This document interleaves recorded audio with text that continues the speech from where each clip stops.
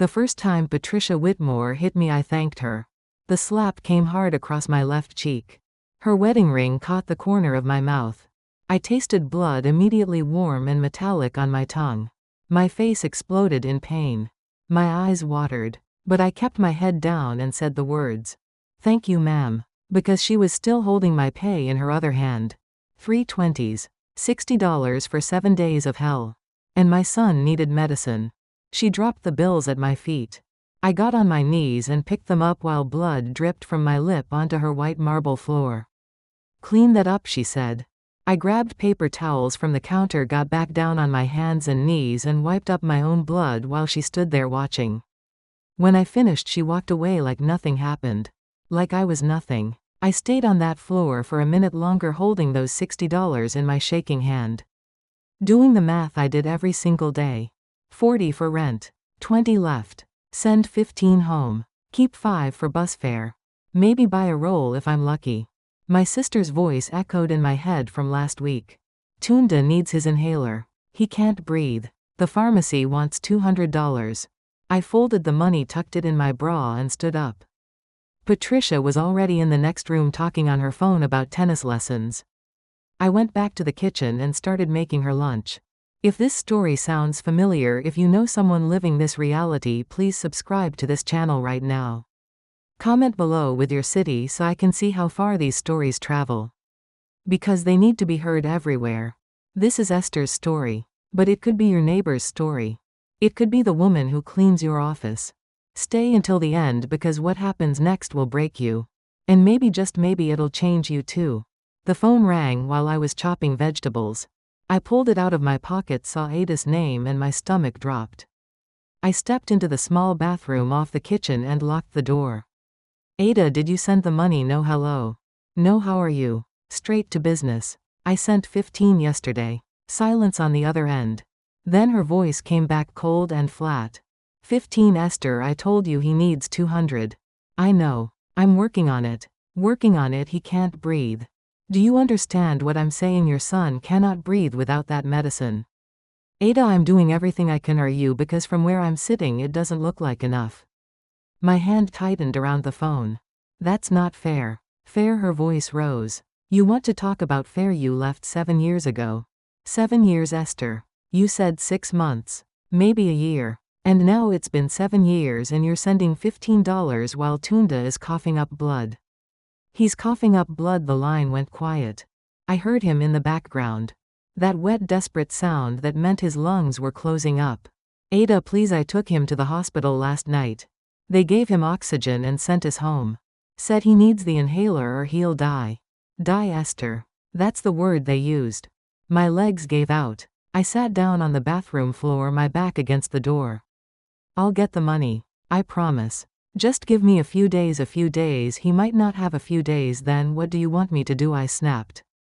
Pull $200 out of thin air. I want you to do what you promised. I want you to take care of your children. I want you to stop making excuses and actually help us. I'm trying. You're failing. She hung up.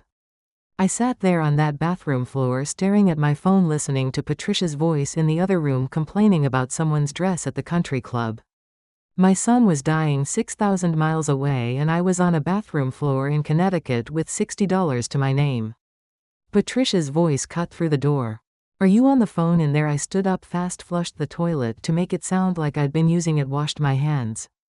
No, ma'am. Just using the restroom. Well, hurry up. The silver needs polishing. Yes, ma'am. I came out. She was standing right there, arms crossed, suspicious. Who were you talking to? No one. I wasn't talking. Don't lie to me. She stepped closer. I heard your voice. I was praying. Quietly. Her eyes narrowed. Praying. Yes, ma'am. She stared at me for a long moment. Then she picked up a fork from the counter, held it to the light. This has water spots. I looked at the fork. It was perfect. Spotless. I'll polish it again. You'll polish all of it again. Every single piece. And this time do it right. She dropped the fork with a clatter. I swear you people have no attention to detail. You people. I picked up the fork. Yes, ma'am. She walked away. I carried the silverware back to the sink and started over. That evening I went to Western Union to send the $15. Rosa was in line behind me. She worked 3 houses down from Patricia's place and slept on a mattress near mine in the basement. How much? She asked quietly. 15. She nodded. I'm sending 22. School books. We stood in silence until it was my turn. I filled out the form, watched the clerk count out the transfer fee, watched my $15 become $13.50 by the time it reached Lagos.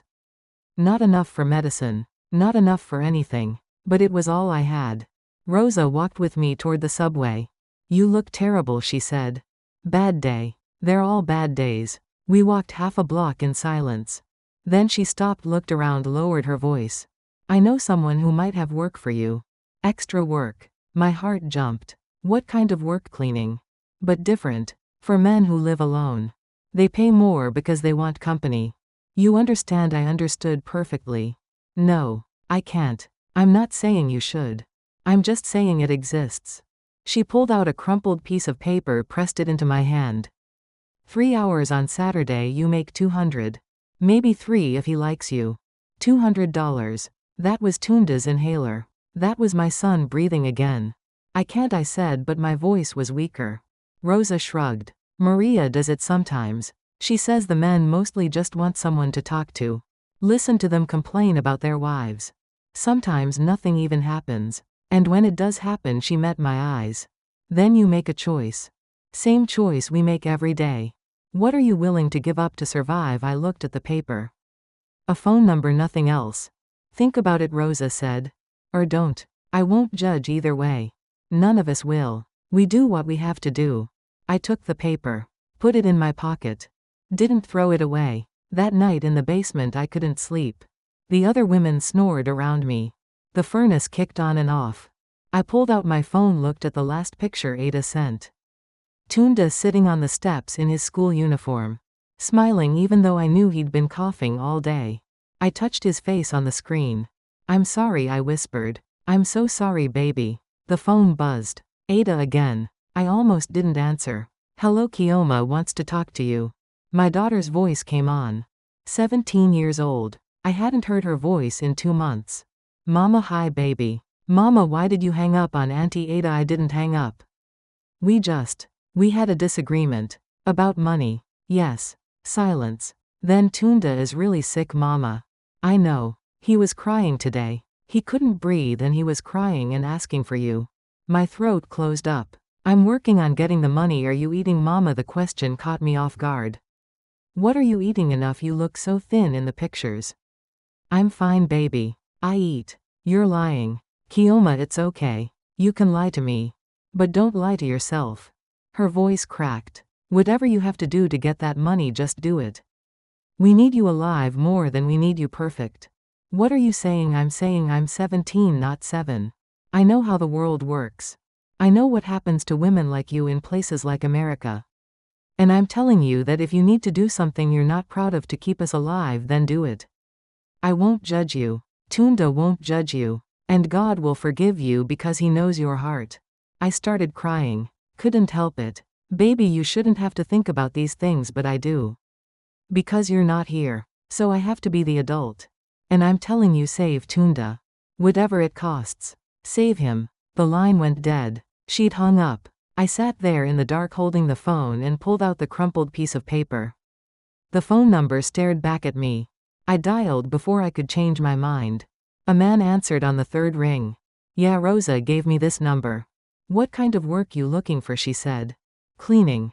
Companion work. He laughed. Not mean, just tired. You ever done this before? Number. That's fine. Some guys like that. You speak English? Yes. Saturday night. 8 o'clock. Guy's name is Michael. $2.50 for 3 hours. Cash. You do what you're comfortable with. More comfortable, more tips. Got it, yes. Welcome to the business, honey.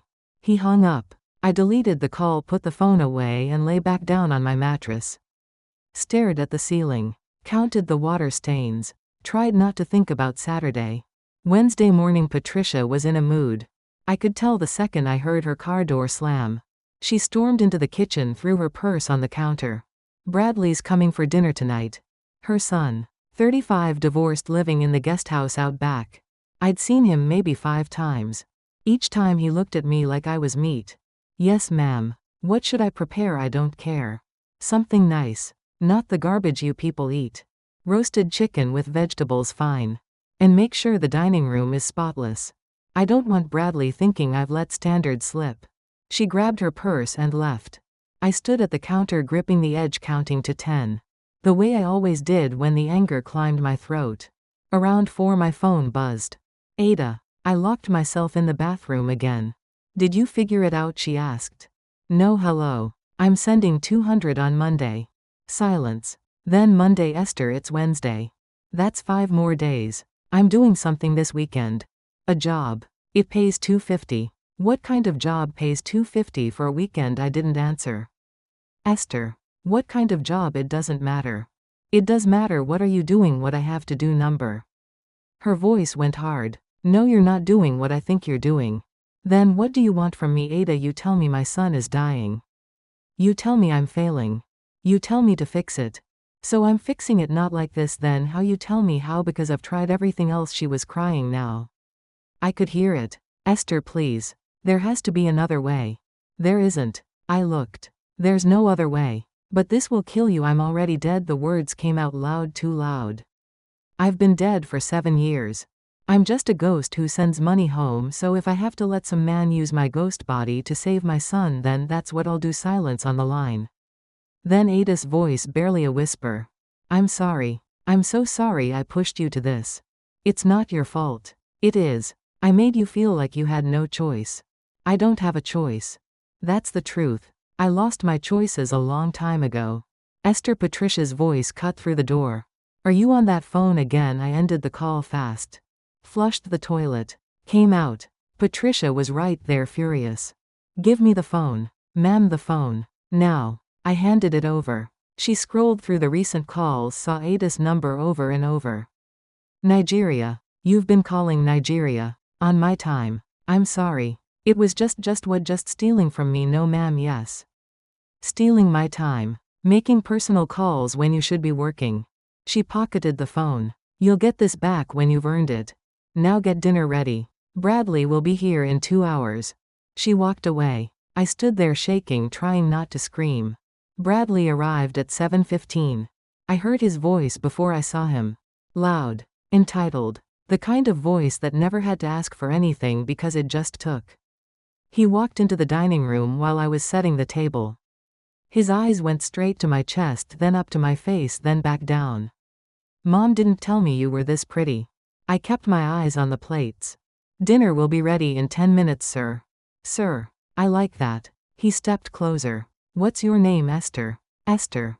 Pretty name. Where you from? Nigeria. Long way from home. He was right behind me now. Close enough that I could smell the alcohol on his breath. You married? Esther. Widowed. Sorry to hear that. Must get lonely. I moved toward the kitchen. He followed. I live right out back, you know. In the guest house. If you ever need anything. Company. Whatever. Patricia's voice rang out from the living room. Bradley, stop harassing the help and sit down. He laughed, but his eyes stayed on me.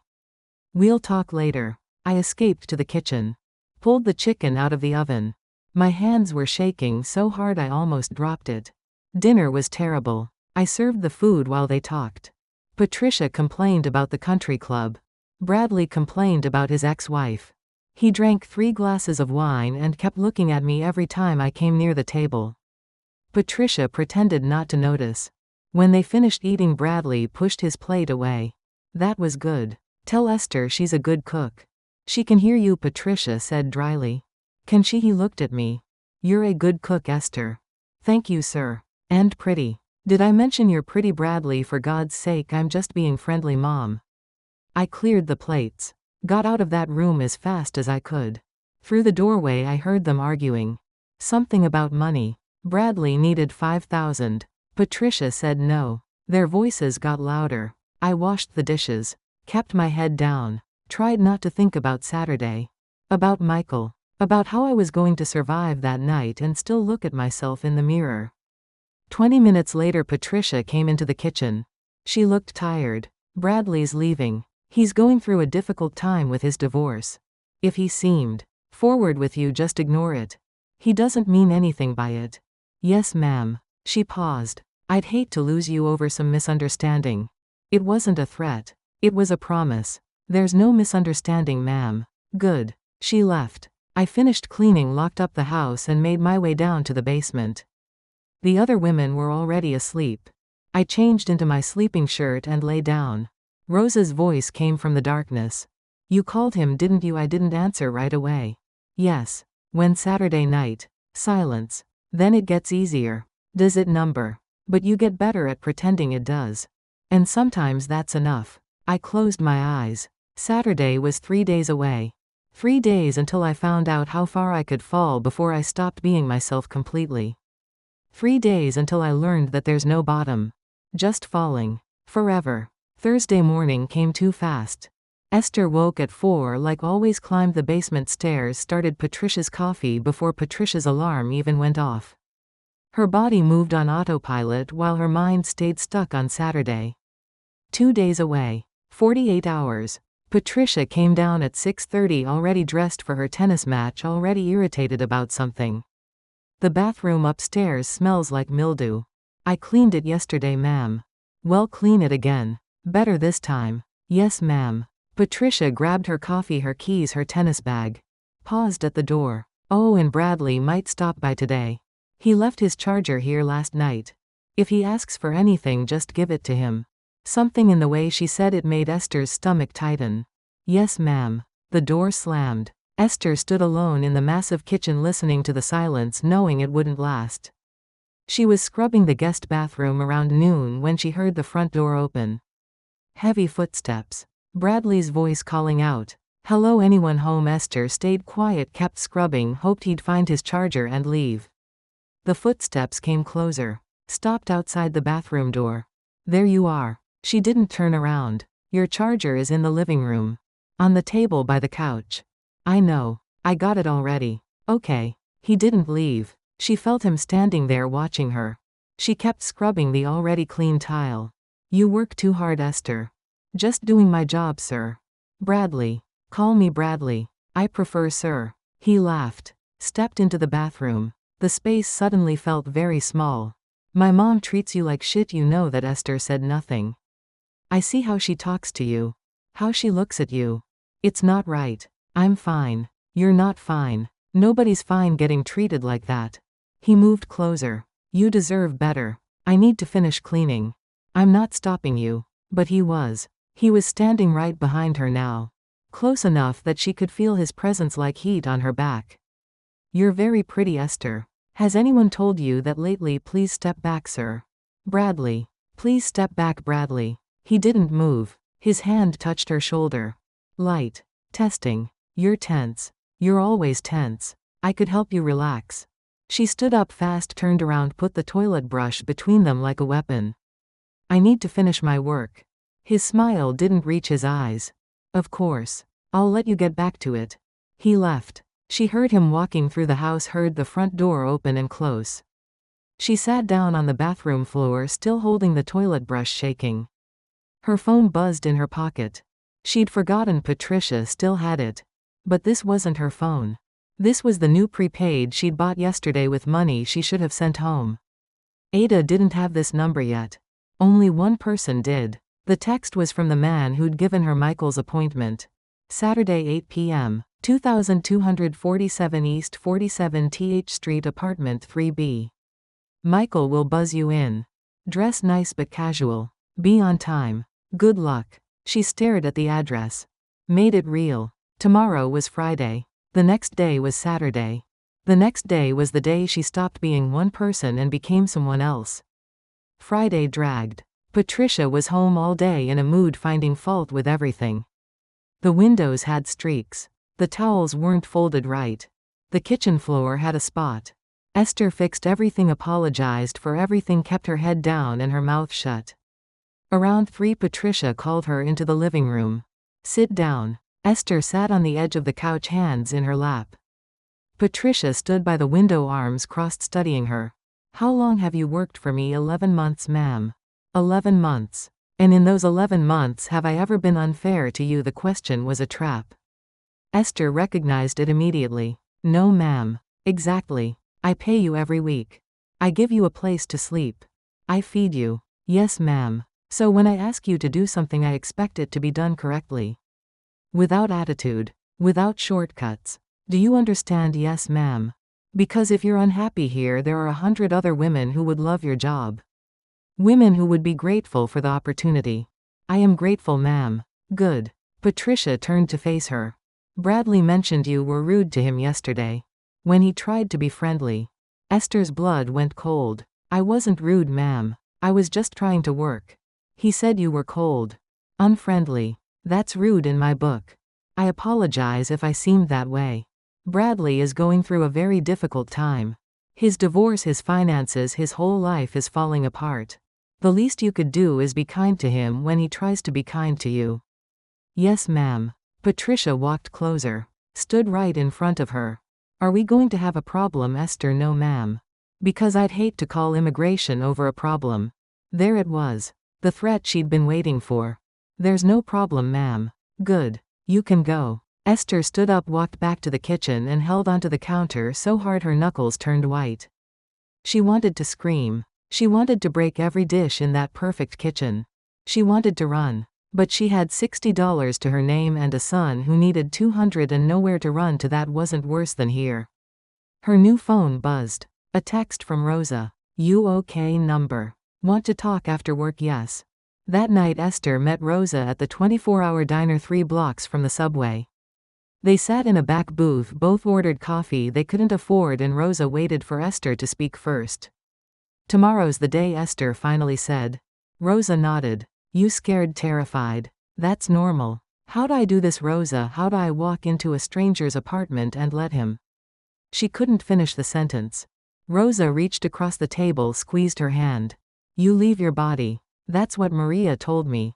You go somewhere else in your head. You think about your kids. You think about why you're doing it. You think about anything except what's happening.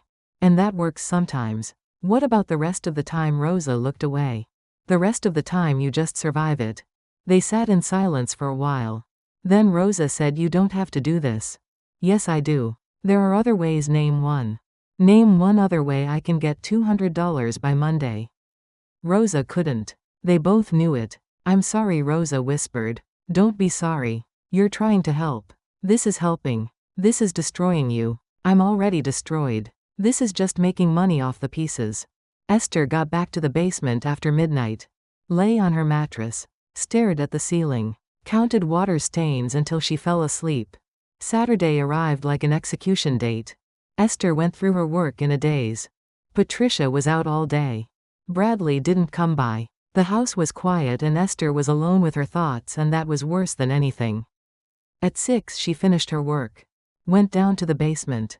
The other women were there getting ready to go out, to go to other jobs, to go to lives Esther didn't want to think about. She pulled out her only decent dress. Black, simple, bought at a thrift store 3 years ago for a church service she never attended. She washed herself at the basement sink. Put on the dress. Looked at herself in the cracked mirror hanging on the wall. She looked terrified. She put on makeup. Not much, just enough to cover the fading bruise on her cheek from Patricia's slap. Enough to look like someone who wasn't dying inside. Rosa came over, adjusted Esther's collar. You look nice. I look like I'm going to a funeral. You're going to survive this. You're stronger than you think. I don't feel strong. Nobody does. That's the secret. We're all just pretending. At 7:30 Esther took the subway into Manhattan. Got off at Grand Central. Walked 12 blocks to East 47th Street. The building was old but maintained the kind of place where middle-income people lived middle-income lives. She stood outside for 5 minutes trying to make herself press the buzzer. A woman walked past, gave her a strange look. Esther pressed the button for 3B. Hello, a man's voice. Warm. Normal. It's Esther. Come on up. The door buzzed. She walked inside. Took the elevator to the 3rd floor. Found apartment 3B. Knocked. Michael opened the door. He was white, maybe 50, average height, glasses starting to go gray. He looked like someone's uncle. Someone's dad. Normal. Harmless. Esther. Come in. She stepped inside. The apartment was clean. Simple furniture. Books on shelves. A couch. A kitchen table. Normal. Can I take your coat? She wasn't wearing a coat. It was too warm out. I'm fine. Would you like something to drink? Wine water please. He got her a glass. She drank it too fast. He sat on the couch, patted the space next to him. Come sit. You look nervous. She sat, kept her hands in her lap. First time doing this, he asked. Yes. It's okay. We'll take it slow. I just want to talk for a bit. Get to know you. That okay? Yes. He smiled. Tell me about yourself. Where are you from? Nigeria. Nigeria. Beautiful country. I've never been. How long have you been in the States? 7 years. Do you like it here? The question was so absurd she almost laughed. It's complicated. I bet. This country isn't easy for immigrants. I see it every day. I work in finance and the way some of my colleagues talk about people like you. He shook his head. It's disgusting. He kept talking. About his job. About his divorce. About his ex-wife who took everything. About his loneliness. About how hard it was to meet people in this city.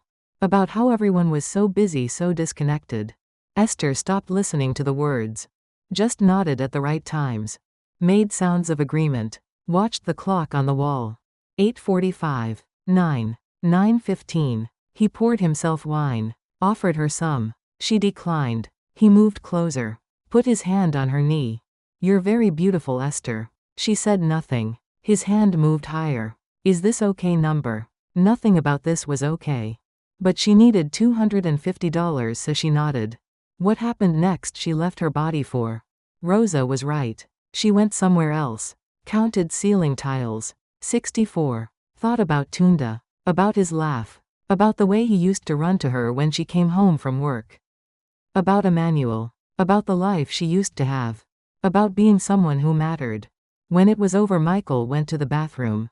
Came back dressed. Handed her an envelope. 300. You were great. She took the money. Put it in her purse. Can I see you again? He asked.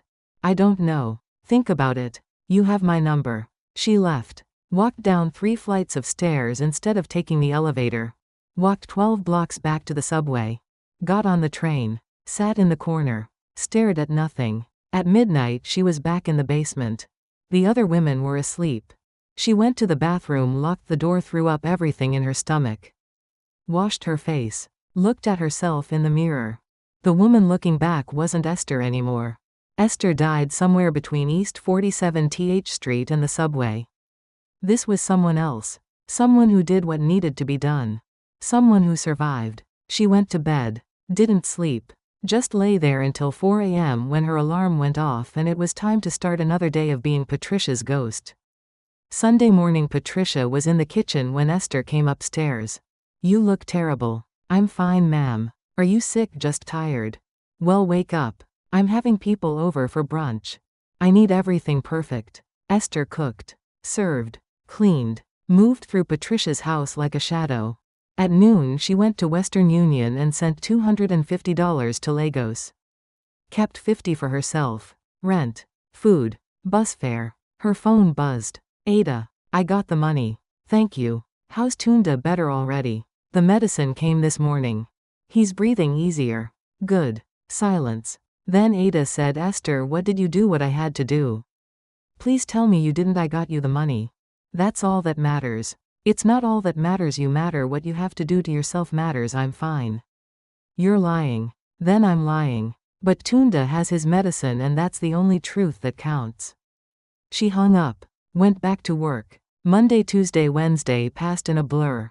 Patricia found new things to criticize. Bradley came by twice. Each time he looked at Esther longer. Each time his comments got more forward. Looking good today, Esther. That dress fits you nice. You should smile more. You're even prettier when you smile.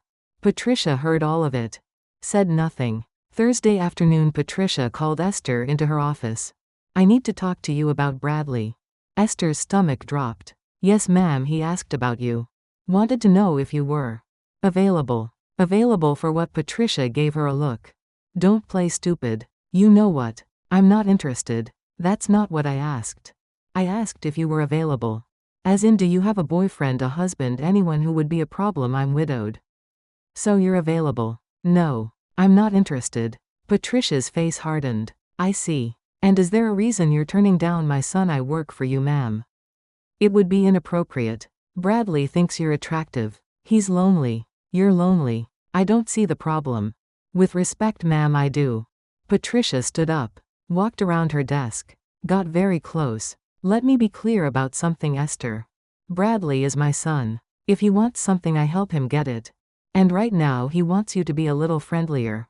So you're going to be friendlier. Understand, ma'am, I'm not asking. I'm telling. Next time Bradley is here, you smile. You chat with him. You stop being so cold. Or I make a phone call to immigration and you're on a plane back to Nigeria by the end of the week. Are we clear? Esther's hands were shaking. Yes, ma'am. Good. Now get back to work. That night Esther lay in the basement and realized she was trapped in a new kind of hell. Patricia was offering her up to Bradley like she was property. Like she had no say. Like she was nothing. Her new phone buzzed. Michael. Had a great time last Saturday. Same time this week. She stared at the message. $300.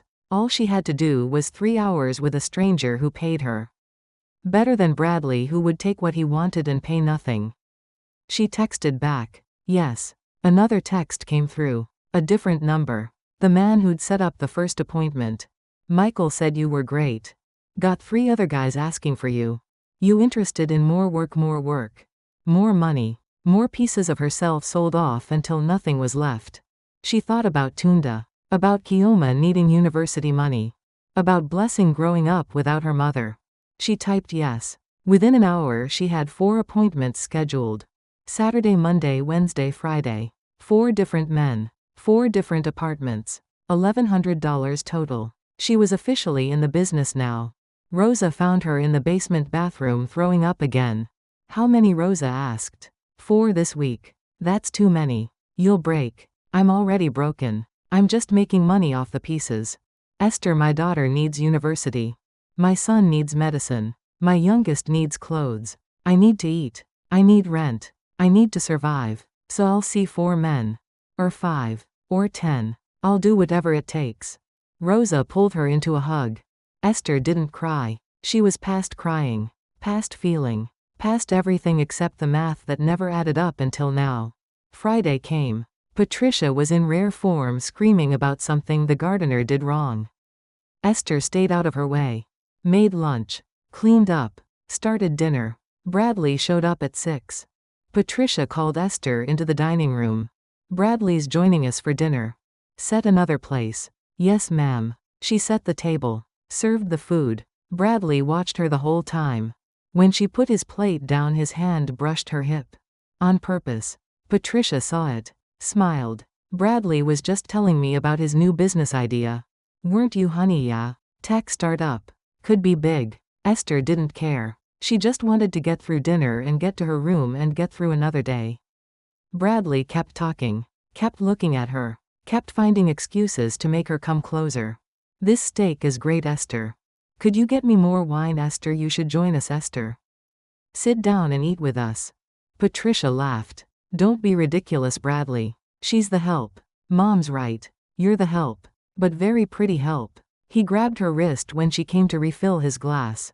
Held it too tight. You should smile more. I keep telling you that. Let go, please. Say please like you mean it. Patricia was watching. Amused. Bradley stopped teasing her. He let go. Esther escaped to the kitchen. Stood at the sink. Tried to breathe. Tomorrow she had her first appointment.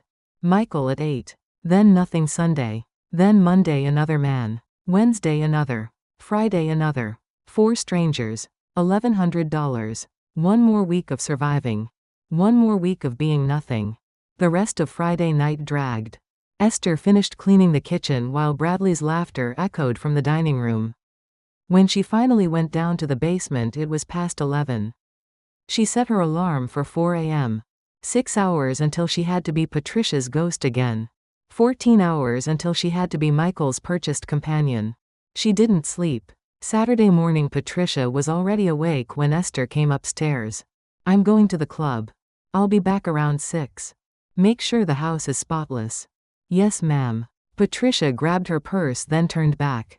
Bradley might stop by. Be nice to him. Yes, ma'am. The door closed. Esther stood alone in the kitchen and felt the silence pressing down on her like a weight. She cleaned for 6 hours straight. Scrubbed floors that were already clean. Polished furniture that already shined. Anything to keep her mind off 8 o'clock. Off Michael. Off what she'd agreed to do again. Around 2 the doorbell rang. She froze. Prayed it wasn't Bradley. Opened the door. It was a delivery man with flowers. Expensive ones. Delivery for Esther Okafor. Her heart stopped. That's me. Sign here. She signed. Took the vase. Closed the door. Read the card. Looking forward to tonight. You're special. Michael. She threw the flowers in the trash. Threw the card in after them. Special. She wasn't special. She was desperate. There was a difference. Her phone buzzed. A text from one of her Monday appointments. A man named David. Can we move to tonight instead? 10 p.m. I'll pay extra. $400. $400. Michael at 8. David at 10. 6 hours of work. $700 total. She texted back before she could think about it. Yes. Another text came through. Wednesday appointment. A man named James. Something came up Wednesday. Can you do Sunday afternoon 2 p.m. $350. She was scheduling appointments like they were doctor visits. Like selling herself was just another job on her calendar. Yes. Sunday at 2. Saturday at 8 and 10. Monday she was supposed to have off. Now she had no days off. Just appointments. Just men. Just money that would never be enough. At 7 she went down to the basement. Changed into her black dress. Put on makeup. Stared at herself in the mirror and saw a stranger. Rosa came over, touched her shoulder. You okay? Number. I have 2 tonight. Michael at 8. Someone new at 10. Rosa's face fell. Esther, that's too much. I need the money. You need to survive. Same thing. It's not. Esther turned to face her. What do you want me to say, Rosa? That I'm scared, I'm terrified. That I feel disgusting, I do. That I want to run away, I can't. So I put on this dress and I go to these apartments and I do what I have to do because my son needs to breathe and my daughter needs school and my baby needs clothes. That's the reality. That's my life now. Rosa pulled her into a hug. I'm sorry. Stop saying you're sorry. Just help me survive this. How? I don't know. At 7:30 Esther took the subway into Manhattan. Got to Michael's building at 8 exactly. Buzzed up. Took the elevator. Knocked. Michael opened the door with a smile. Esther. I'm so glad you came back. Hi. Did you get the flowers? Yes. Thank you. Come in. She stepped inside. He'd made dinner. Set the table. Opened wine. I thought we could eat first. Talk. Get to know each other better. She sat. Ate food she couldn't taste. Answered questions about Nigeria that made her homesick. Smiled when he smiled. Laughed when he laughed. Played the part he was paying for. At 9 he reached across the table and took her hand. You're different from the others. More real. More present. She was neither of those things. She was performing. But she said thank you. What happened next was the same as last week. She left her body. Counted ceiling tiles. Thought about Tunda breathing easy. About Kioma in university. About Blessing's laugh. At 9:40 Michael handed her an envelope. $350 this time. You're worth it. She took the money. Thank you. Same time next week, I'll let you know. She left. Walked to the subway.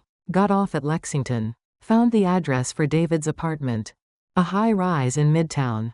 Dorman Building. She gave her name. He called up. Waved her through. 23rd floor. Door at the end of the hall.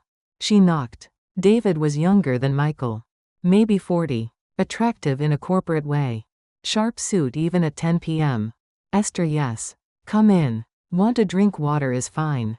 He poured her water. Poured himself scotch. They sat on his leather couch. So this is your first time with me, but not your first time doing this right? Good. I hate breaking in newbies. They cry too much. The comment hit her like a slap. But she kept her face neutral. I won't cry. We'll see. He drank his scotch in one gulp. Stood up. Bedrooms this way. She followed. Did what he paid for. Left her body again. But this time was different. David was rougher than Michael. Meaner. When it was over she had fingerprint bruises on her arms. He handed her cash without counting it. You're good. Little stiff, but you'll loosen up. Same time next week. She didn't answer. Just took the money and left. In the elevator going down she counted. 420. He'd paid 20 extra. For what? For bruising her. She got back to the basement at 1 a.m. Everyone was asleep. She went to the bathroom. Threw up. Looked at her arms. 5 purple circles where David's fingers had dug in. She texted the coordinator who'd set up the appointments. No more appointments with David. Why? He said you were great. Just no. Okay. Your call. But he pays well and tips better. She didn't care. She went to bed. Woke up 4 hours later when her alarm went off. Sunday she did her usual morning routine. Made Patricia's coffee. Started breakfast. Patricia came down at 8. You look awful. Didn't sleep well. Take a nap this afternoon. I need you sharp tomorrow. My sister's visiting. At 2 p.m. Esther left for James's appointment. He lived in Queens. Small apartment. Messy. He was 50s, balding, nervous. I've never done this before, he said. It's okay. My wife died last year. I'm lonely. Esther felt a flicker of something. Pity maybe. Or recognition. They were both lonely. Both desperate. Both doing things they never imagined they'd do. I understand. James cried after. Actually cried. Apologized over and over. I'm sorry. God, I'm sorry. You must think I'm pathetic. I don't think that. I loved her so much. 28 years. And now she's gone and I'm here with you and I feel like I'm betraying her. Esther didn't know what to say. She sat next to him on the bed and let him cry. When he finally stopped, he handed her $400. You're kind. Thank you for being kind. She left feeling worse than after David. David had been cruel but expected. James had been human and that was harder to swallow. Monday morning Patricia's sister arrived. Diane. Same entitled energy as Patricia but louder. She looked at Esther like she was furniture. This is the help, yes. Esther, this is my sister Diane. Nice to meet you, ma'am. Diane wrinkled her nose. Is she even legal? Patricia laughed. Does it matter? They both laughed. Esther went back to the kitchen. Prepared lunch. Served it. Cleared plates. Invisible as always. In the afternoon Bradley showed up. Great. Now there were 3 of them. Bradley, darling. How are you? Hi, Aunt Diane. Doing okay. They talked about his divorce. His money problems. His loneliness. Like Esther wasn't standing right there refilling their water glasses. Then Diane said something that made Esther's blood freeze. Patricia tells me you've taken an interest in the help. Bradley glanced at Esther. Smiled. She's attractive. Can you blame me? Not at all. Though I'd be careful. These illegals will do anything for papers. Including trap you with a baby. Patricia nodded. That's why I keep a close eye on things.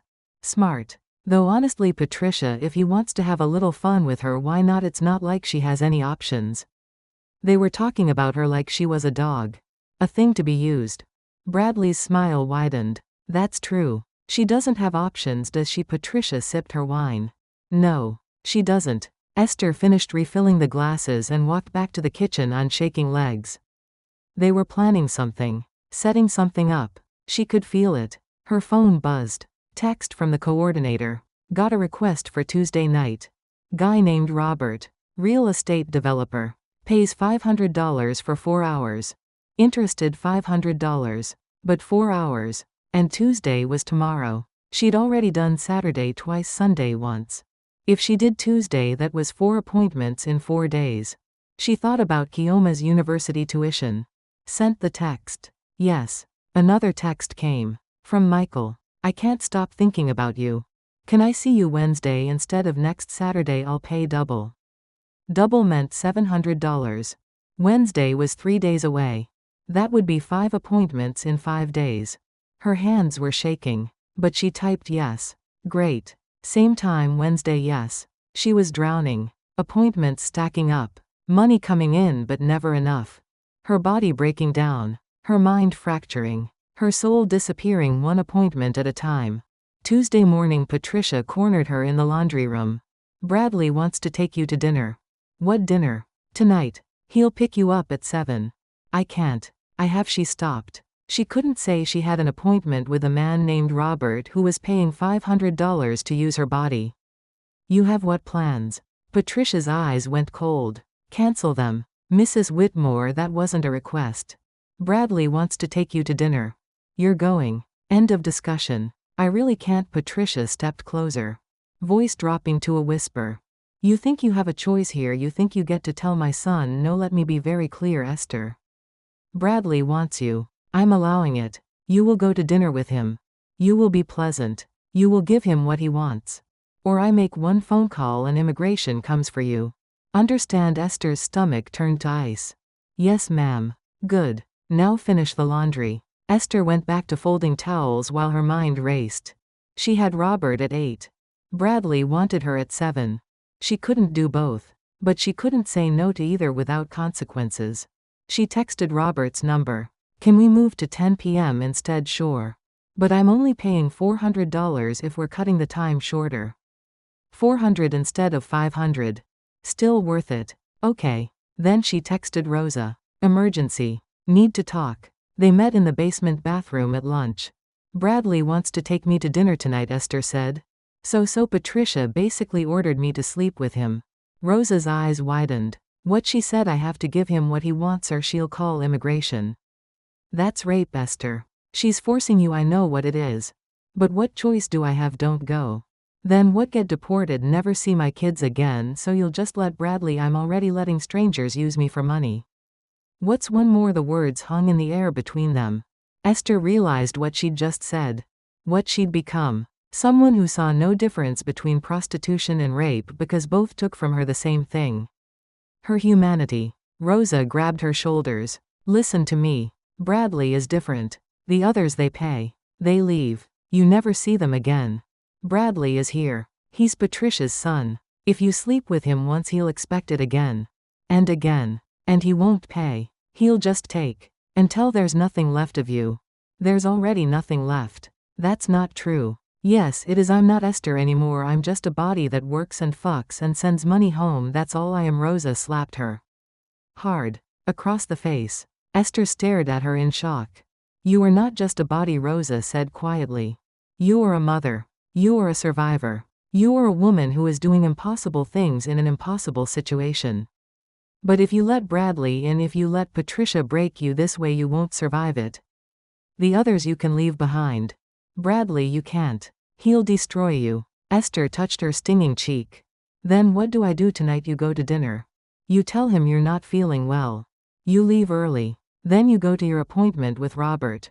Make your money. Come home. Tomorrow you tell Patricia you have a boyfriend. Someone from church. Someone who wouldn't like you going out with other men. Make up any story. Just don't sleep with Bradley. She won't believe me. Make her believe you. At 7, Bradley picked Esther up in his BMW. He took her to an expensive restaurant in Westport. Ordered wine she didn't drink. Steak she couldn't eat. You're quiet tonight, he said. Just tired. Too tired for dinner with me. Number. Just tired. His hand found her knee under the table. You're very pretty when you're tired. She moved her leg. Thank you. My mom says you're a hard worker. I try. She also says you're alone. No family here. No boyfriend. Nobody. That's right. His hand returned to her knee. Slid higher. Must get lonely. She stood up abruptly. I need to use the restroom. In the bathroom she stared at her reflection. She looked sick. Pale. Hollow-eyed. Like a ghost. Her phone buzzed. Robert. Still on for 10. She checked the time. 9:15. If she left now she could make it. She went back to the table.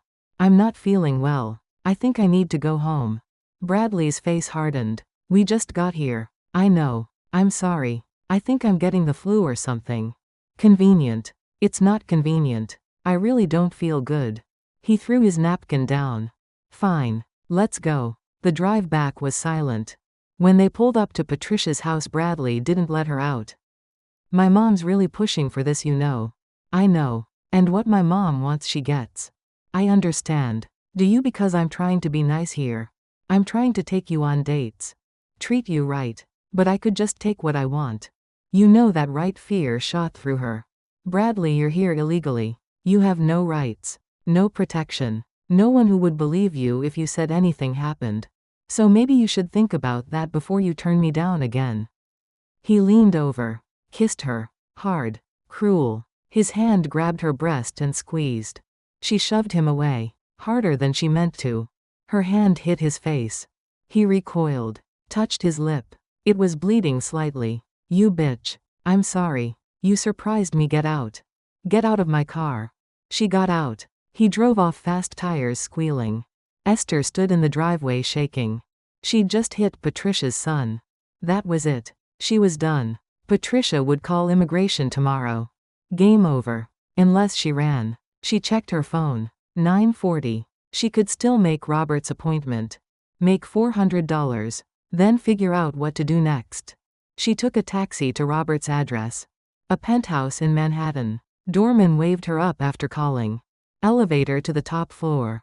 One door. She knocked. Robert answered. 60-something. Silver hair. Expensive suit even at 10 p.m.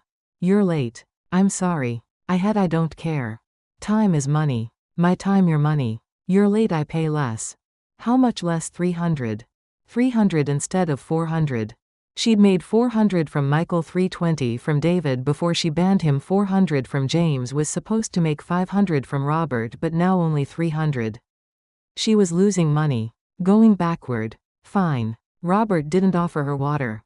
Didn't make small talk. Just pointed to the bedroom. "In there. Get undressed. I'll be there in a minute." She did what he said. Left her body before he even walked in. But staying detached was harder this time.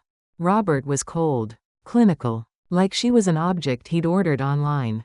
When it was over, he handed her 300 exactly.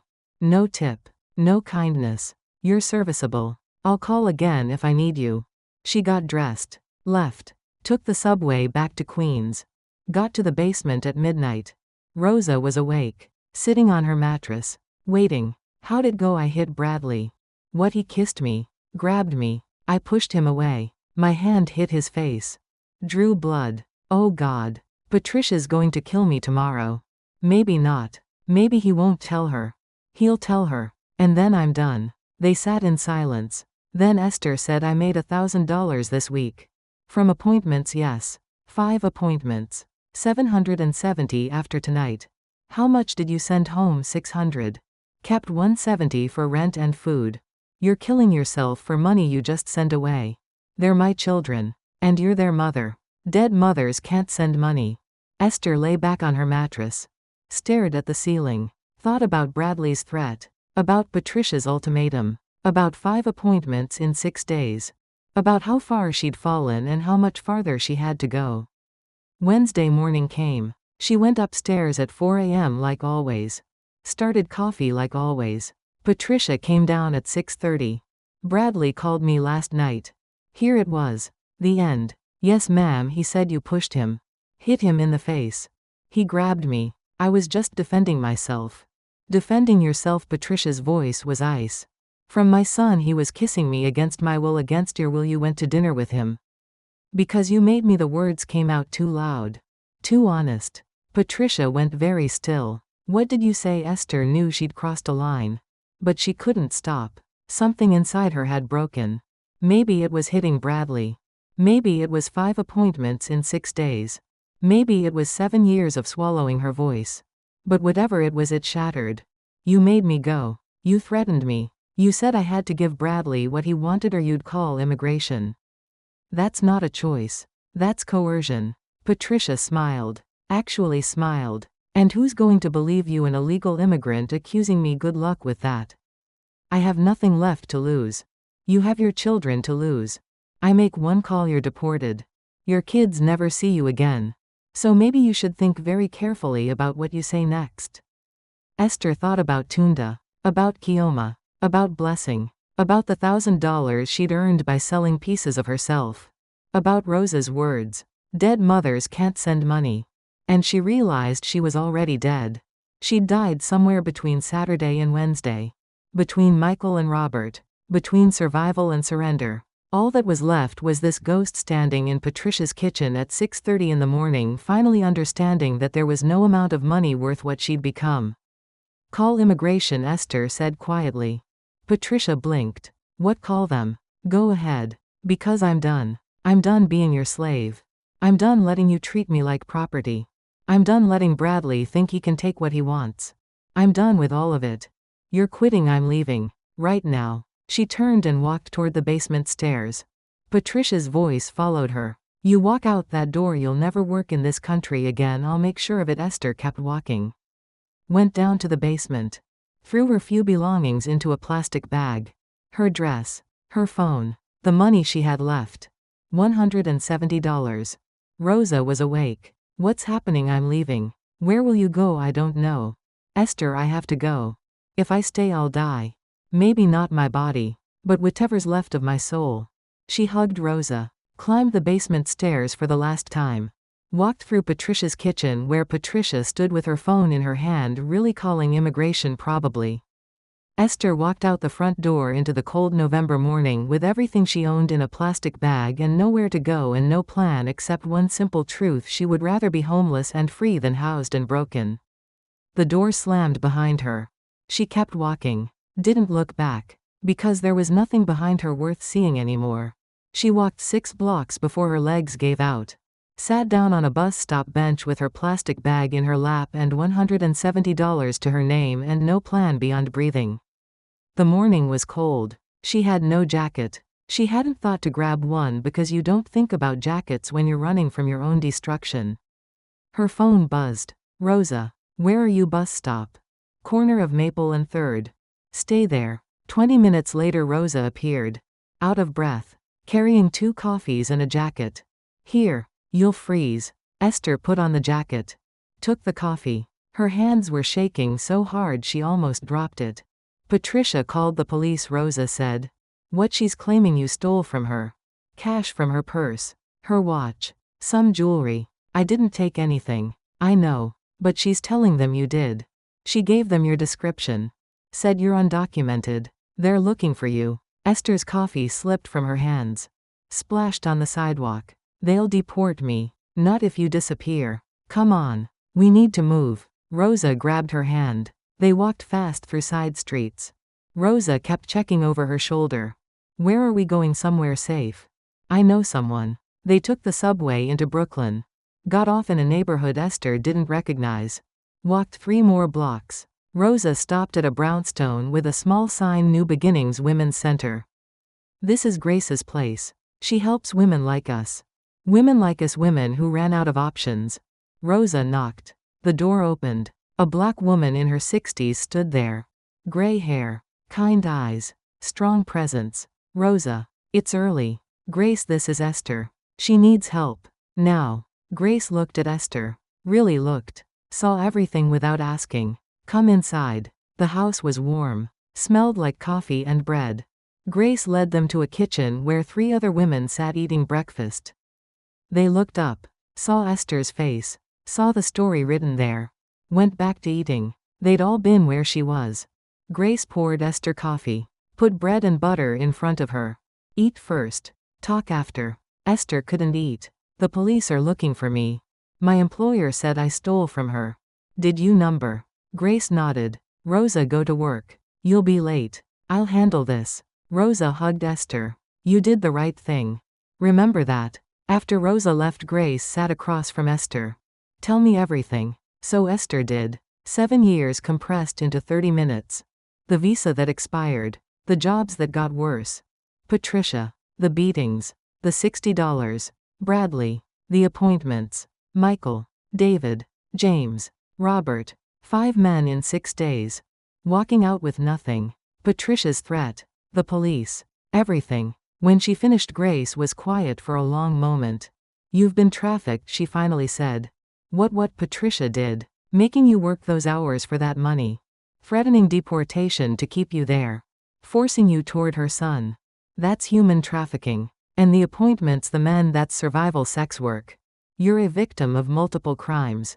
I'm not a victim. I made choices. Did you, or did you make the only choice survival gave you? Esther didn't have an answer. Grace leaned forward. I run this shelter for immigrant women. I've seen 100 versions of your story. And I'm going to tell you something that might change everything. There's a visa. U visa. For victims of serious crimes who cooperate with law enforcement. If we can prove what Patricia did to you, you could get legal status. Legal status: a path to a green card. Permission to work. Protection from deportation. But you have to file a police report. Against Patricia. Against what she did. Esther laughed. Bitter and hollow. File a report? She already filed one against me.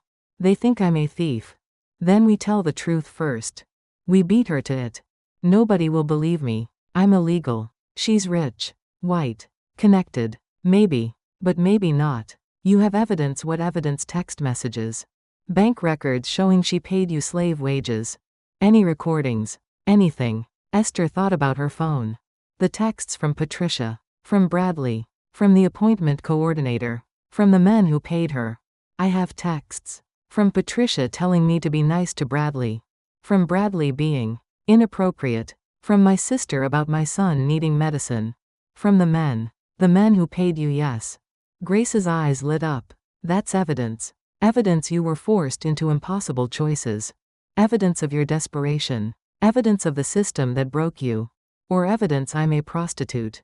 You're a mother who did what she had to do to keep her child alive. There's a difference. Esther's phone buzzed. Unknown number. Hello, Esther Okafor. A man's voice. Official. Yes, this is Officer Martinez with the Fairfield Police Department. We need you to come in for questioning regarding a theft from Patricia Whitmore's residence. Her heart stopped. I didn't steal anything. Then you'll want to clear this up. Where are you right now? Grace grabbed the phone. This is Grace Williams. I'm a social worker with New Beginnings Women's Center. Ms. Okafor is under my care and protection. She won't be coming in for questioning without legal representation. If you want to speak with her, contact this number. She rattled off a phone number. That's her attorney. All communication goes through him. Understood, ma'am. We just need. I said all communication goes through her attorney. Have a good day, officer. She hung up. Looked at Esther. You have an attorney now. His name is David Chen. Pro bono immigration lawyer. He works with this shelter. I'm calling him right now. Esther couldn't breathe. This is happening too fast. Good. Fast means we control the narrative. Patricia thinks she won by filing first. But she doesn't know about David. Or about U visas. Or about the fact that I've taken down 3 labor traffickers in the last 2 years. She thinks you're powerless. We're going to show her different. Grace made the call. Put it on speaker. David. Grace. I have a case for you. Woman named Esther Okafor. 7 years of labor exploitation. Physical abuse. Coerced sex work. The whole nightmare. Employer just filed false theft charges to prevent her from talking. We need to move fast. David's voice came through. Young. Sharp. I can be there in an hour. Don't let her talk to police. Don't let her go anywhere alone. And Grace, if this is what it sounds like, we're not just defending her. We're taking the employer down. That's the plan. Grace hung up. Looked at Esther. You're safe here. For now. But this is going to get ugly before it gets better. Patricia will fight. Bradley will fight. They have money and lawyers and connections. All you have is the truth. The question is, are you ready to fight back? Esther thought about Tunda. About Kioma. About Blessing. About 7 years of swallowing her voice. About $60 for a week of hell. About 5 men in 6 days.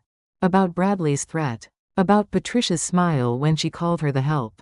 Yes. I'm ready. An hour later, David Chen arrived. 30-something. Suit and glasses. Carrying a briefcase like he meant business. Ms. Okafor. Tell me everything. And I mean everything. Don't leave out details because they embarrass you. I need the full picture. For the second time that day, Esther told her story. But this time David took notes. Asked questions. Dug into specifics. These text messages from Patricia. You still have them? Yes. The bank records showing your pay. I was paid cash. No records. Did you ever deposit any of it? Number. Sent it straight to Western Union. Western Union has records. We can subpoena those. Show a pattern of you sending most of your earnings home. Establishes motive for why you stayed in an abusive situation. He made more notes. The men. The appointments. You have texts from all of them? Yes. Don't delete anything. Those texts prove you were in financial desperation. That strengthens the trafficking case against Patricia. But it also proves I was prostituting. You were engaging in survival sex work under economic coercion. There's a legal difference. And in immigration court we can use that to show your U visa eligibility. You were a victim of crimes. Plural. Labor trafficking. Physical assault. Sexual coercion by Bradley. And the sex work was a direct result of the exploitation. Esther's head was spinning. This sounds complicated. It is. But it's winnable. Here's what we're going to do. Today we file an affidavit with the police. Your version of events. We beat Patricia's narrative. We show she's a labor trafficker who's filing false charges to silence her victim. Tomorrow we file for the U visa. That puts you in the system as a crime victim cooperating with authorities. It doesn't guarantee anything, but it gives you some protection from immediate deportation. What about the theft charges? We fight them. I'll contact the prosecutor. Show them the evidence of Patricia's abuse. Make it clear this is retaliation. Most prosecutors don't want to be on the wrong side of a trafficking case. Bad optics. Grace spoke up. And while David handles the legal stuff, you stay here. We have 8 beds. 1 is yours. You work in the shelter. Help with cooking, cleaning, admin. We pay a small stipend. Not much, but it's legal and safe. I can't take charity. It's not charity. It's community. Every woman here works. Every woman here contributes. You help us, we help you. That's how it works. Esther felt tears coming. First time in days. Months. Maybe years. Why are you helping me? Grace smiled. Because 30 years ago I was you. Jamaican immigrant. No papers. Abusive employer. Nobody to turn to. Someone helped me. Now I help others. Pay it forward. That's the only rule here. David packed up his briefcase. I'm going to the police station now. Filing your statement. Expect them to call me. Expect Patricia's lawyer to make noise. Expect this to get messy. But remember, you're not alone anymore. You have representation. You have protection. You have rights. After he left, Grace showed Esther to a small room. 2 beds. Simple. Clean. Safe. This is yours. That bed. Your roommate is Fatima. From Morocco. Been here 3 months. Working her own case. You'll like her. Grace, I can't pay you help around here. That's payment enough. Rest today. Tomorrow we start fighting. Esther sat on the bed. Her bed. First time in 7 years she'd had a bed that was hers and not something she rented by the week from a landlord who squeezed 6 women into a basement. Her phone buzzed. Ada. Esther, are you okay? You haven't called in days. Ada. Something happened. She told her sister everything. The appointments. Hitting Bradley. Walking out. The shelter. The lawyer. The plan to fight back. Ada was silent for a long time. Then, I'm so sorry. For what? For pushing you. For making you feel like you had to do those things. For not understanding how bad it was. You were trying to save Tunda. And I almost destroyed you in the process. I destroyed myself. I made the choices. No. The world destroyed you. America destroyed you. Poverty destroyed you. I was part of it. And I'm sorry. They both cried. Across 6,000 miles. 2 sisters who loved each other but couldn't save each other. Not from this. How's Tunda? Esther finally asked. Better. The medicine is working. He's breathing. Going to school. He asks about you every day. Tell him Mama is fighting. Tell him Mama is going to be okay. Are you? I don't know. But I'm trying. That night Fatima came home from her cleaning job. Moroccan 40 with a scar across her left cheek and eyes that had seen too much. You're new. Yes. Esther. Fatima. Welcome to the Survivors Club. They shook hands. Fatima started unpacking her bag. Bread. Cheese. Some fruit. You eat yet not really. Come. We share. They ate together. Fatima told her story. Husband who beat her. Ran to America on tourist visa. Visa expired. Husband found her. Beat her worse. She ran again. Found Grace. Fighting for asylum now based on domestic violence. How long you been here? Esther asked. 3 months. David thinks we have good case. Husband has arrest record back home. Evidence of abuse. Maybe 6 more months I get asylum. Maybe work permit. Maybe real life. You believe that there's a real life after this? Fatima smiled. Sad but real. I have to believe. Otherwise, why survive? Thursday morning, Esther woke up in a bed that wasn't Patricia's basement. Made coffee that wasn't for Patricia. Ate breakfast that wasn't someone's leftovers. Grace put her to work answering phones, sorting donations, helping prepare lunch for the other women. Around noon, David called. Good news and bad news. Good news, I filed your statement. Prosecutor is listening. They're investigating Patricia. Bad news, Patricia's lawyer is pushing hard on the theft charges. They want you arrested. Can they do that? They can try. But I filed a motion arguing the charges are retaliatory. Judge will decide. For now, stay at the shelter. Don't go anywhere alone. Don't talk to anyone except me or Grace. For how long? However long it takes. That afternoon, Esther's phone buzzed. Michael. Hey. You missed our Wednesday appointment. Everything okay? She'd forgotten about him. About all of them. Something came up. I can't do appointments anymore. What? Why not? I just can't. Is this about money? Because I can pay more. It's not about money. Then what? I thought we had something. The words made her sick. We didn't have something. You paid me for sex. That's not having something. Silence. Then I thought you were different. I'm not. I'm just a woman who was desperate. And I'm not desperate anymore. She hung up. Blocked his number. Blocked David. Blocked James. Blocked Robert. Blocked the coordinator. Blocked everyone connected to that life. Grace walked by, saw her face. You okay? I told them I'm done. How does it feel? Like I'm burning bridges I might need. You don't need those bridges. Those bridges lead nowhere. You're building new ones now. That night, Esther couldn't sleep. Lay in bed listening to Fatima breathe. Thinking about Patricia. About Bradley. About the police. About what came next. Her phone buzzed. Unknown number. She almost didn't answer. Hello, Esther. It's Rosa. Rosa, how did you get this number? From Grace. Listen, I don't have much time. Patricia knows you're at the shelter. Bradley found out somehow. They're planning something. Planning what? I don't know. But I heard them talking. Something about making sure you can't testify. Something about immigration raids. Esther, they're coming for you. When? I don't know. Soon. Maybe tomorrow. Maybe tonight. Just be careful. Rosa hung up. Esther's hands were shaking. She got up. Found Grace in the kitchen having tea.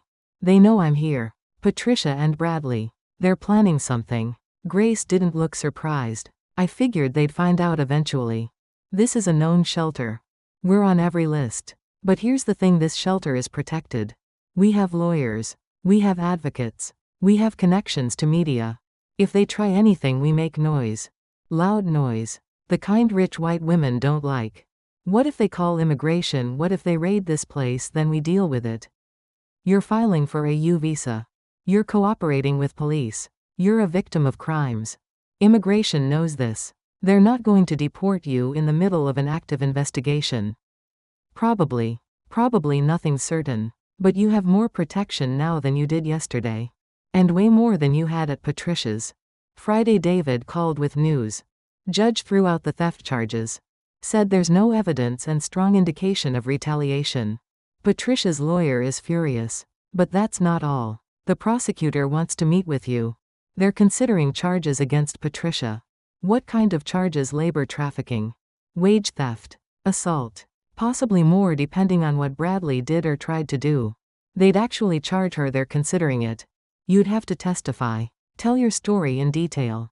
Face Patricia in court. Face Bradley. It won't be easy. When? Next week. Meeting with the prosecutor. We prep your testimony. Then they decide. After the call, Esther walked to the shelter's small chapel. Sat in the quiet. Prayed for the first time in months. Not to God maybe. Just to Emmanuel. To whoever was listening. I don't know if I can do this. Stand up in court. Tell everyone what I did. What I let happen. But I think I have to try. For Tunda. For Kioma. For Blessing. For every woman who's where I was and can't find the door out. I think I have to try. That evening, a woman named Lisa arrived at the shelter. New. Scared. Grace brought her to the kitchen where Esther was helping with dinner. Lisa, this is Esther. She's been here almost a week.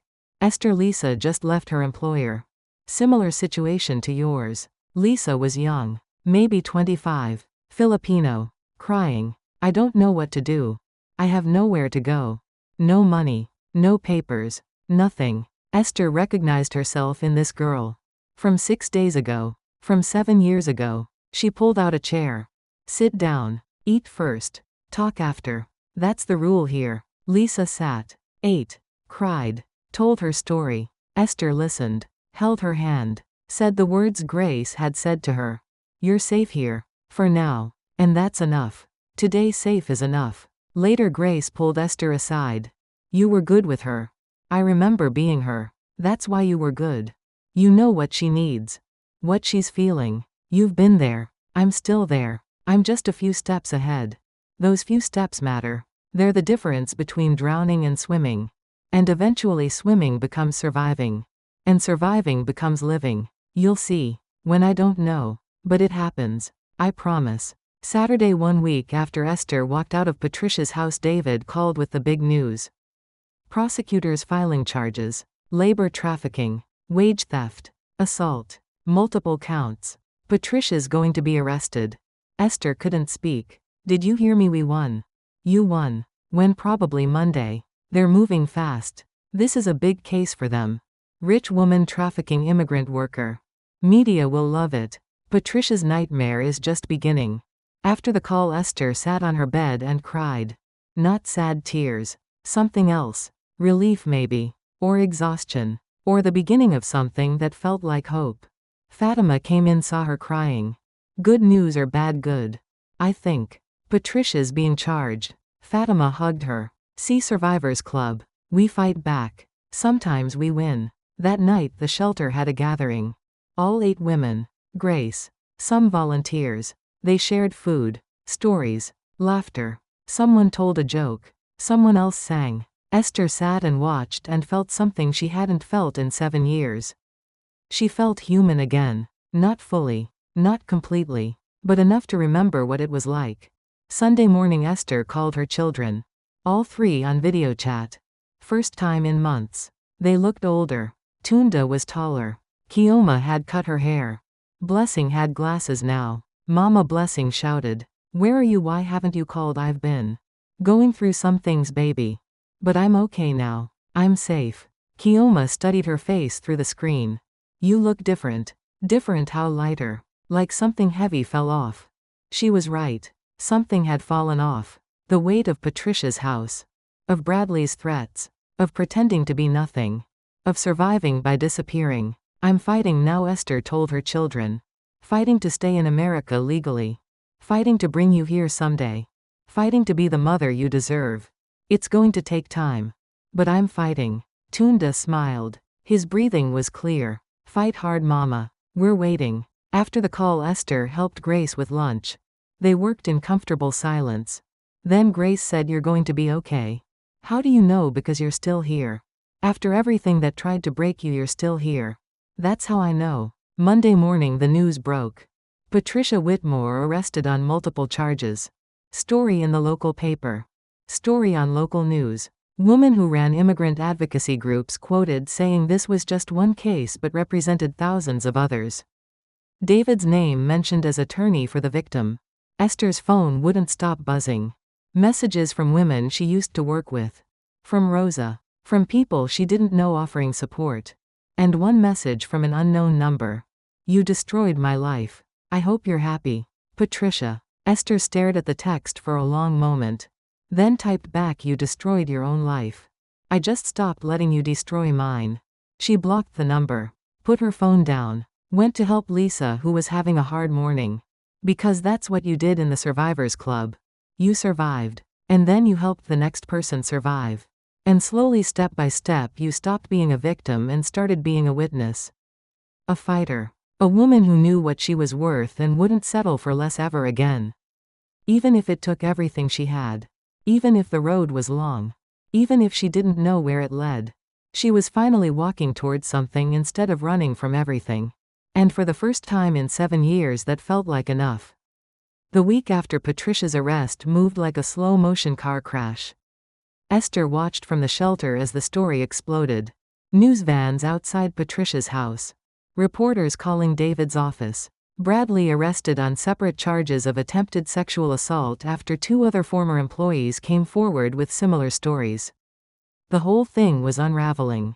Tuesday morning David called with an update. Patricia's lawyer wants to make a deal. What kind of deal? She pleads guilty to reduced charges. Pays restitution. Probation instead of jail time. In exchange you don't testify. Esther's stomach dropped. They want me to stay quiet. They want to avoid trial. Public testimony would destroy her completely. Her lawyer knows that. What do you think I should do? I think you should testify. This isn't just about Patricia anymore. It's about every employer who thinks they can treat people like property. But it's your choice. I can't make it for you. If I don't testify, does she walk free? She'd still have a conviction. Still pay fines. But nothing like what she deserves. And if I do testify, full trial. Public record. Media coverage. Your story becomes evidence. Your life becomes testimony. Everything you did, everything that happened to you, all of it gets examined in detail. Including the appointments. Including Michael and the others. They'll call me a prostitute. Patricia's lawyer will try. I'll shut it down. But yes, they'll attack your credibility. Your immigration status. Your choices. They'll make you the villain to save their client. Esther closed her eyes. When do I have to decide? End of the week. Friday.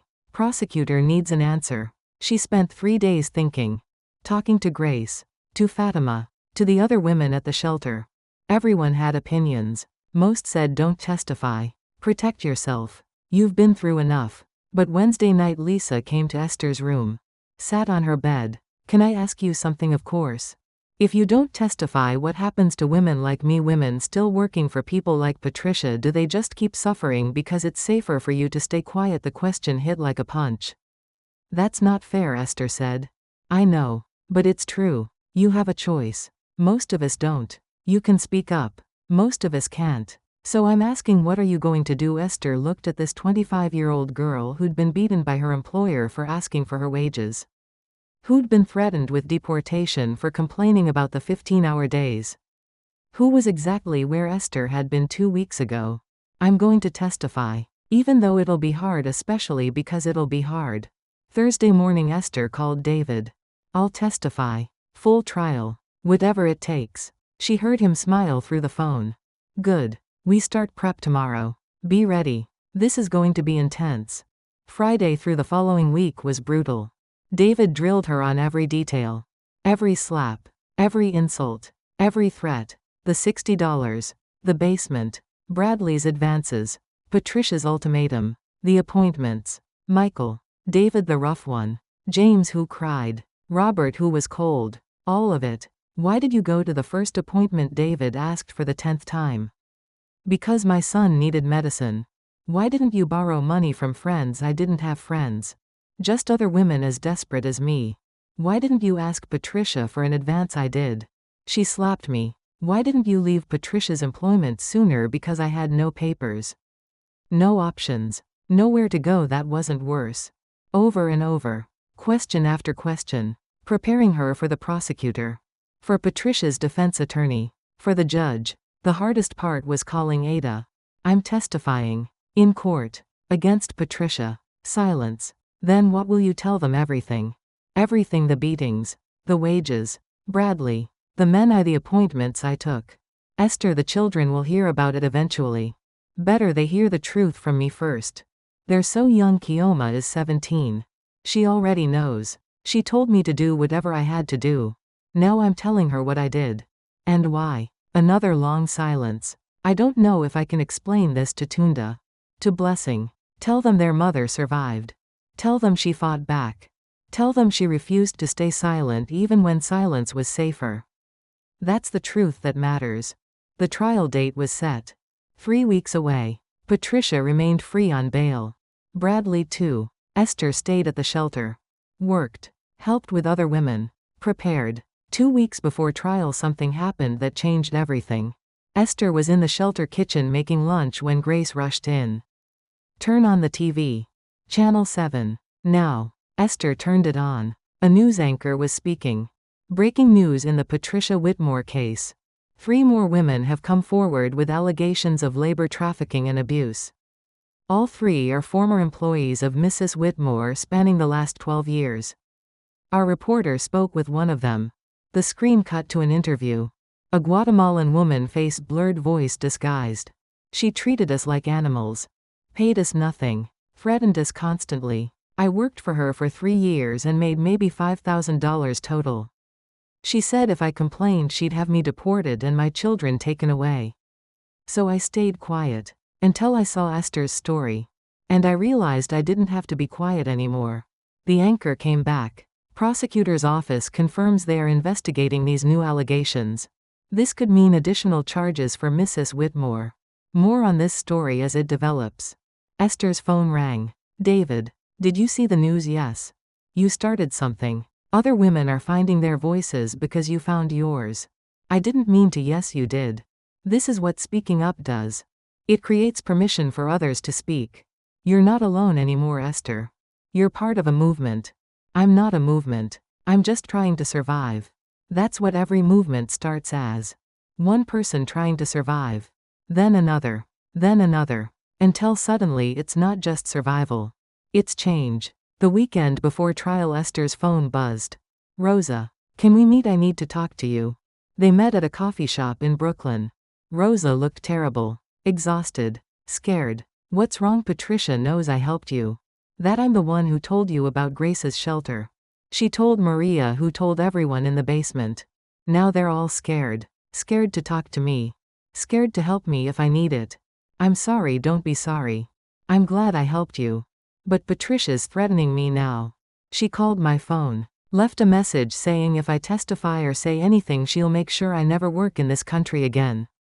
Are you going to testify? Rosa was quiet for a long time.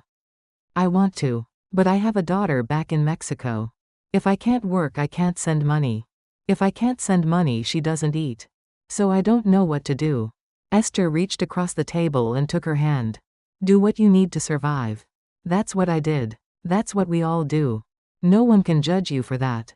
But you're testifying. You're being brave. I'm being desperate. There's a difference. I already lost everything. I have nothing left to protect except the truth. You still have something to lose. So protect it. Rosa started crying. I hate this. I hate that we have to choose between surviving and speaking. Why can't we do both? Someday maybe we can. But today we just make the choice that lets us see tomorrow. They sat together until Rosa stopped crying. Then Rosa said something that surprised her. If the prosecutor calls me, I'll talk to them. I won't volunteer. But if they ask, I'll tell the truth. That's my compromise. I won't be brave. But I won't be silent either. That's enough. Is it? It's more than Patricia thinks we're capable of. So yeah, it's enough. Trial day arrived. Esther wore a borrowed suit from Grace. Navy blue. Professional. She looked in the mirror and barely recognized herself. For 7 years she'd been invisible. A ghost. Now she was about to walk into a courtroom and become the most visible person in the room. David met her at the courthouse. Ready number. Good. People who say they're ready are lying. Nervous is honest. He handed her a folder. Your testimony. We went over it 100 times. You know what to say.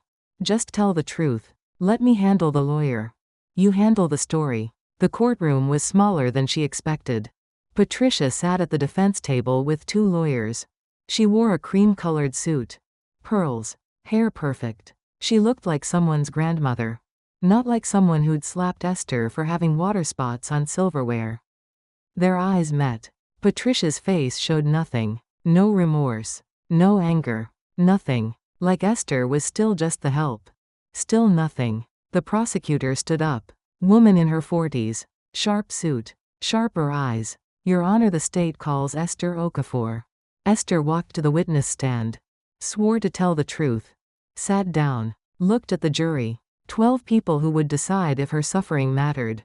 The prosecutor began. Ms. Okafor, how did you come to work for Patricia Whitmore through an employment agency? They said she needed a housekeeper. What were you promised? $800 per week. My own room. Sundays off. What did you actually receive? $180 per week. A mattress in the basement. No days off. 16-hour days. 7 days a week. Did you complain once? She slapped me and said I should be grateful. Did she slap you other times? Yes. Many times. Can you describe the worst incident? Esther took a breath. This was it. This was where she stopped being a victim and became a witness. She accused me of leaving water spots on silverware. There were no water spots. But she hit me across the face. Her ring cut the inside of my mouth. I bled on her floor. She made me clean it up while she watched. Then she paid me $60 instead of the $180 she owed me. She said I'd stolen the other $120 even though I hadn't. I thanked her for the $60 because my son needed medicine and $60 was better than nothing. The courtroom was silent. One juror was crying. The prosecutor continued. Tell us about your son.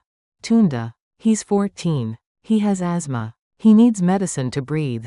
I send money home to Nigeria to pay for it. How much do you send? Everything. After rent I send everything. Why? Because he's my son. And if I don't send money he can't breathe. Ms. Okafor, the defense will argue you were free to leave Mrs. Whitmore's employment at any time. Why didn't you? I had no papers. No documentation. Mrs. Whitmore knew this. She threatened to call immigration every time I complained about anything. She said I'd be deported and never see my children again. So I stayed. The prosecutor nodded. Let's talk about her son, Bradley Whitmore. This was the hard part. Esther's hands started shaking. Bradley made inappropriate comments. About my appearance. My body. He touched me without permission. Multiple times. Did you report this to Mrs. Whitmore? Yes. She told me to be nice to him.